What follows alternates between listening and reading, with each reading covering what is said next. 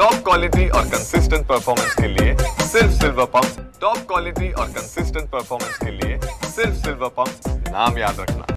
टाळ बोले चिपळीला नाच माझ्या संगे, नाथा घरी नाचे माझा सखा पांडुरंग, या अभंगाची साक्ष देणारं वातावरण कायमच पंढरपूरमध्ये असतं। मात्र आता संपूर्ण पंढरपूरमध्ये आषाढीचे वेध लागलेले आहेत आणि आषाढी यात्रेच्या कालावधीमध्ये या भजनी साहित्याला मोठी खरं तर मागणी असते आणि ते भजनी साहित्याचे दुकानं भाविकांकरता सजलेली आपल्याला पाहायला मिळतात। खरं तर विनय गल्ली या परिसरामध्ये कोकाटे असतील, पुली असतील, यांची खरं तर भजनी साहित्याची दुकानं, यामध्ये जर आपण बघितलं तर कोट्यावधी रुपयाची खरं तर उलाढाल होत असते। दिवस रात्र कारागीर खरं तर काम करत असतात। आपल्याबरोबर या दुकानाचे भजनी साहित्य दुकानाचे मालक बाळू पुले आहेत।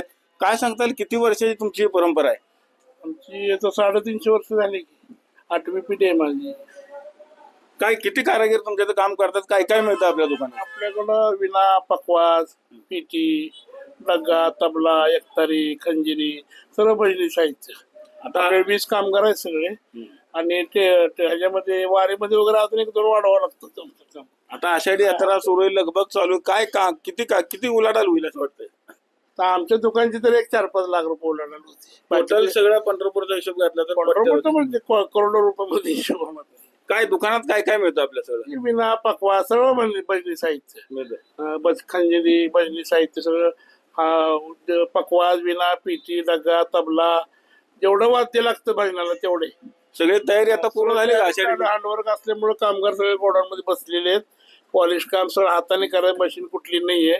10-15 लोक रोज रात्र 1 महिना झालं काम चालू आहे। 100 विने, 100 पकवाज, सगळं 100 दिवसात मध्ये करतो। जास्त मागणी कशाला असते? जास्त मागणी विना आणि पकवाज 2 वस्तूला असते। एकतरीला वगैरे? एकतरीला एवढी नाही, पिटीला नाही, फक्त विना आणि पकवाज आणि टाळ जास्त वारकऱ्यांना तीच लागतं महाराष्ट्र दिंडीला वगैरे। विना, पकवाज आणि टाळ 3 आयटमला जास्त मागणी असते।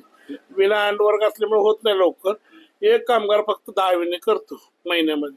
10 कामगार बसल्यावर 100 विने होते।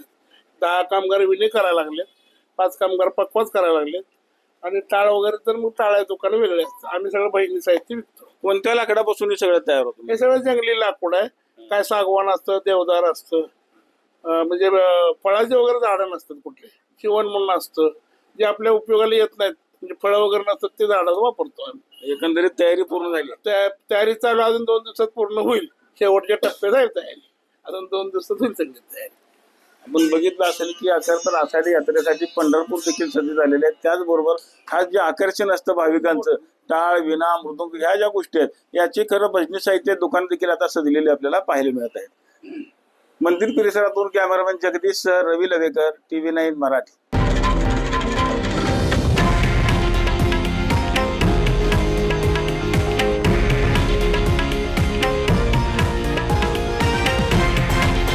हे आहे देशातील नंबर 1 न्यूज नेटवर्क आणि आपण पाहत आहात TV9 मराठी, एकमेव।